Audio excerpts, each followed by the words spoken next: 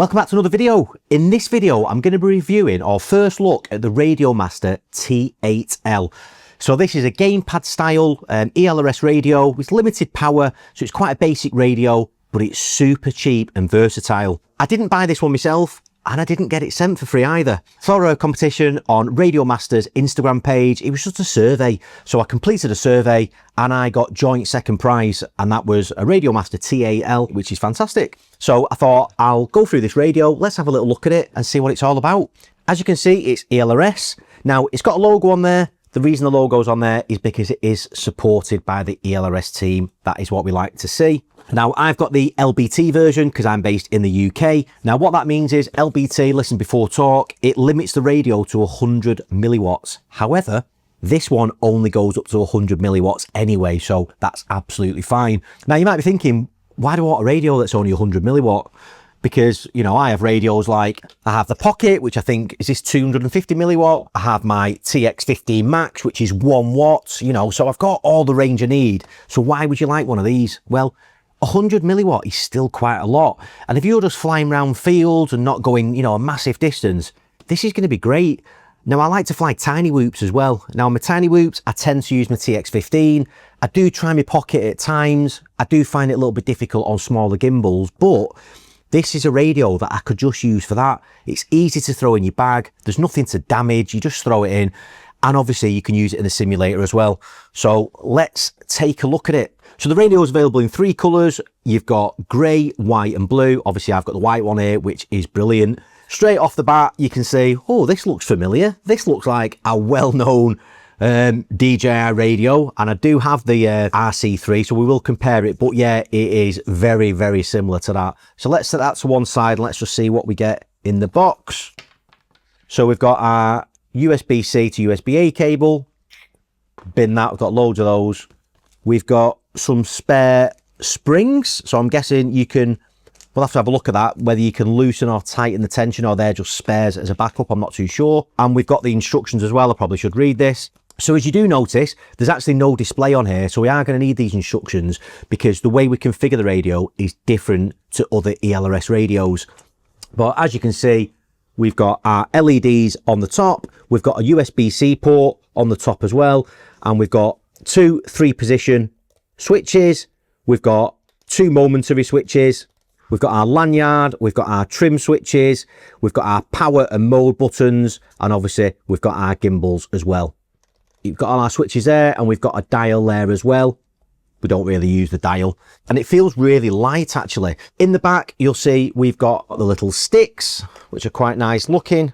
Now, what I do notice is these are tiny. They do look good, but they are tiny. So let's just put those on there. Yeah, these are definitely very, very small. So let's put these on here. I'm just going to put one on for now, and let's hold it there so you can see. So yeah, really, really tiny. Now, the thing with tiny gimbals are it's hard to be precise. And for me, I need something longer than that. Now, I do have my Pocket on the table, and I'm curious to see whether these sticks fit on. So you'll probably see on here, I have some little 3D prints as well, but let's just compare the sizes. So there is a big difference in the size. I'm just going to put this one on the other stick, and we'll see how that feels. Okay, there we go. So there is a substantial difference. Yeah, that feels much better for me. Still feels small though, but what I do, I have these little 3D prints. So just printed those out for a lot of my radios, and they just slot on the top just to give you a little bit more purchase. And for me, that there is absolutely perfect.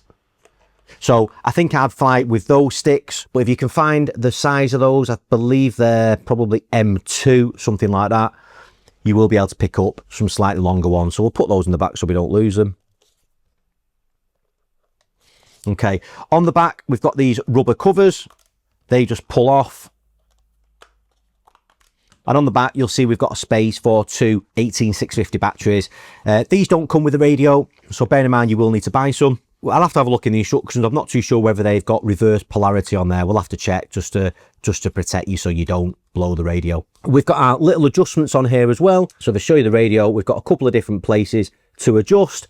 And that basically is to adjust the tension. So you can adjust the left and right and the up and down on both sides. So if you like them a little bit looser or a little bit tighter, you've got that adjustability. So for now, let's just put the other sticks on and let's grab ourselves a couple of batteries and get it plugged in. So I've got a couple of batteries here, Fogstar batteries. These are pretty good. So what are these? These are Molicel M35As, but I believe these are a low C rating and they're ideal for controls and things like that. So positive to the top. Let's make sure we put those in the right way. I sit nice and tight in there, and let's slot these covers back on. How easy they are to get on. Oh, really, really easy. It's got the left one. So I tend to find it's easy if you put them in from the side first, and then they should just slot in, I think. There you go. Right, and we're good to go. But in the hand now, that feels really, really good. So what we'll do, let's have a little look at it versus the DJI radio, because let's face it, they are very similar. But basically, here's my DJI radio, and you'll see again, I've got the sticks on, but they are very, very similar. Very, you know, almost the same. Obviously, this one doesn't have lights on the top, it has them below. This has the USB-C underneath on this one, and this one has it on the top. It's better on the top because if you want to use it for a simulator, it's better with the lead coming away from you rather than coming down. And again, these are momentary, 3 position, same as that. And we have got our little arming button at the back as well. And it's on the opposite side on this one, but very, very similar. Yeah, I would say this radio feels better in the hand. I don't know if this one's a little bit taller here, but for me, and again, I don't know if you're a thumber, it'll be great. I'm a hybrid, so I kind of thumb on one side and pinch on the other, but it feels great. The only thing I'm not a big fan of with these radios is I like a switch for arming, but we'll see how that goes. It does feel quite good, and it's easy to reach if you were to disarm, but yeah, feels really good.